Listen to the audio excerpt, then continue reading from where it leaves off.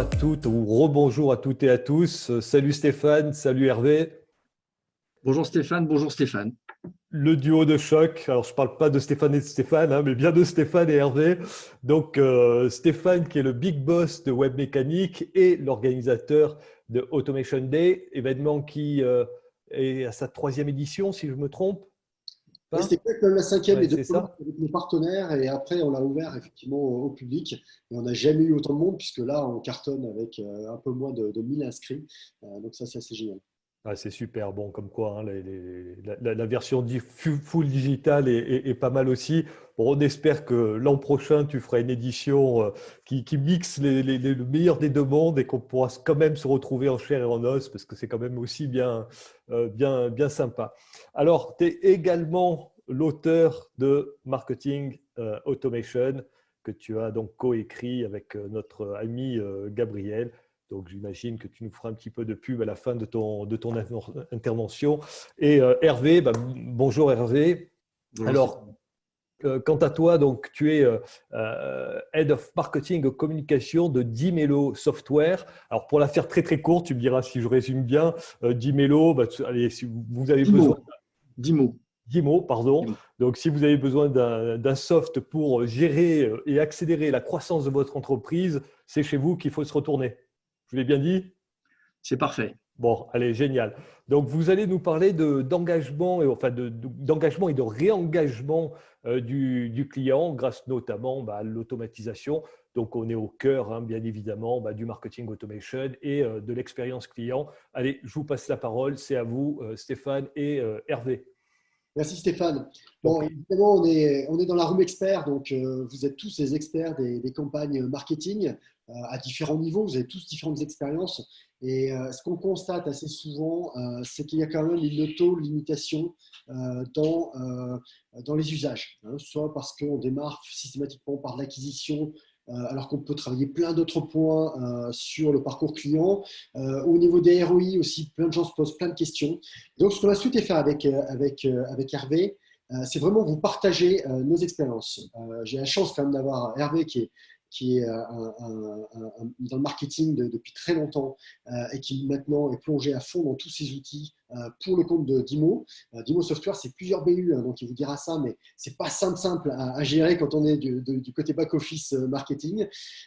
Et moi, je vous promets à la fin de cette session, on vous montrera des scénarios qui sont les scénarios de web mécanique. Donc, on est allé piocher dedans. Je vous montrerai nos propres ROI, nos propres KPI et on les commentera. Et vous verrez qu'il y a des choses qui fonctionnent, d'autres qui ne fonctionnent pas, mais justement, c'est intéressant d'avoir le backup un peu de ces histoires. On va vous les commenter en tout cas, en direct. Et avant, on va faire un petit peu de théorie juste pour se remettre à niveau tous ensemble.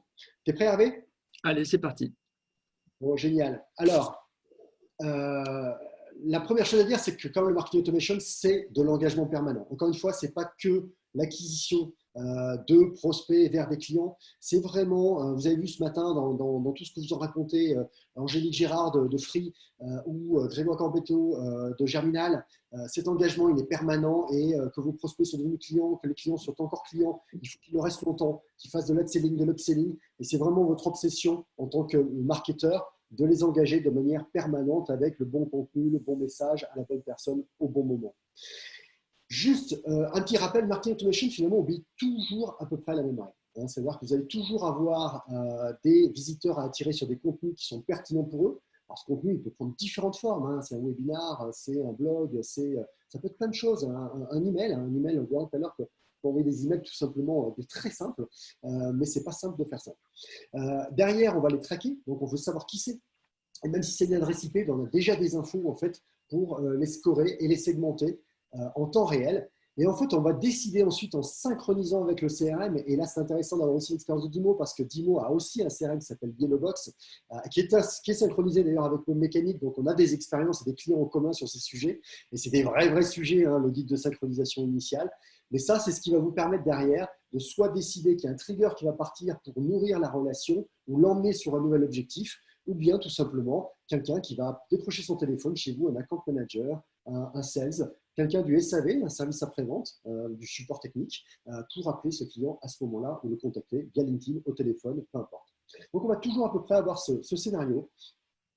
Et Hervé, tu me diras, effectivement, le marketing automation et le CRM, le marketing automation est vraiment là pour travailler la partie comportementale et le CRM est vraiment en magazine tout l'historique qu'on a avec ce client.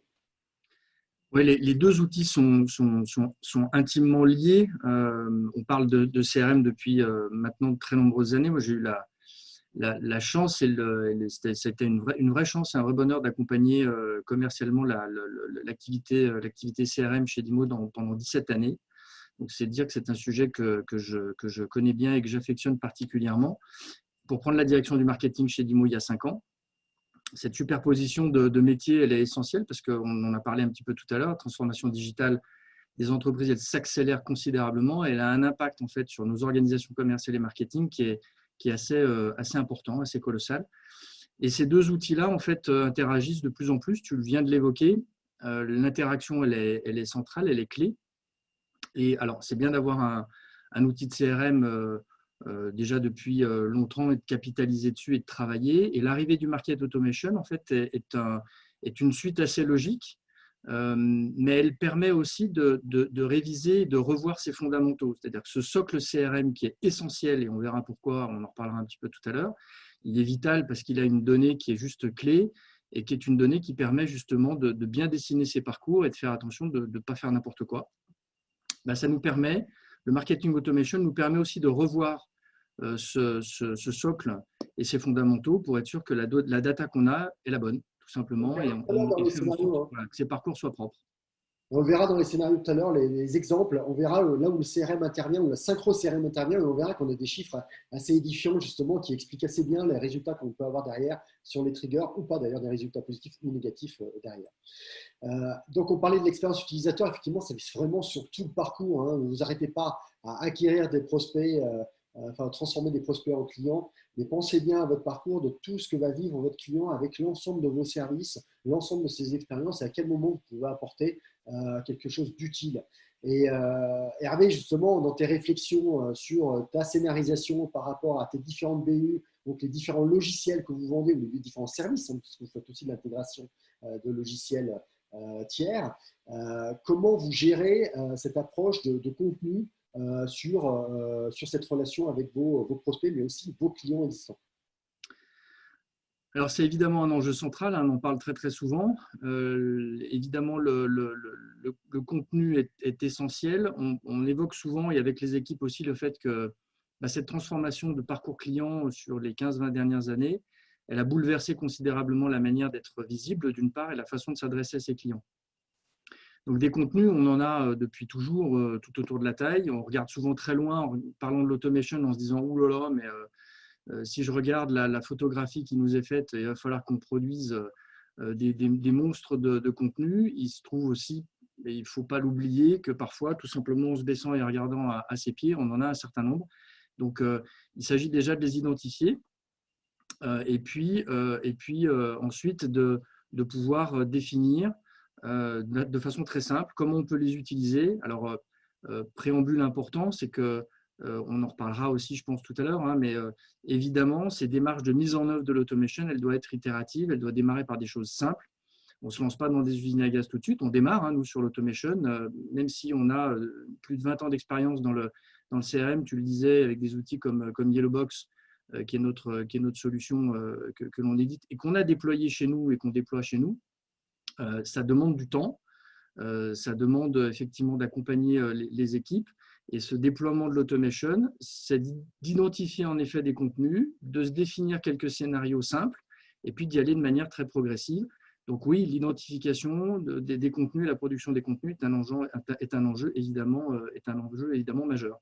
Alors, il y en a 3 enjeux. C'est l'enjeu évidemment d'avoir une homogénéité de contenu sur un message qui est cohérent de bout en bout, c'est-à-dire du moment où je vais aller prospecter les gens jusqu'au moment où je les sers, hein, en termes de service, au moment où ils ont des problèmes, ils rencontrent des problèmes, donc avec des différents interlocuteurs dans l'entreprise.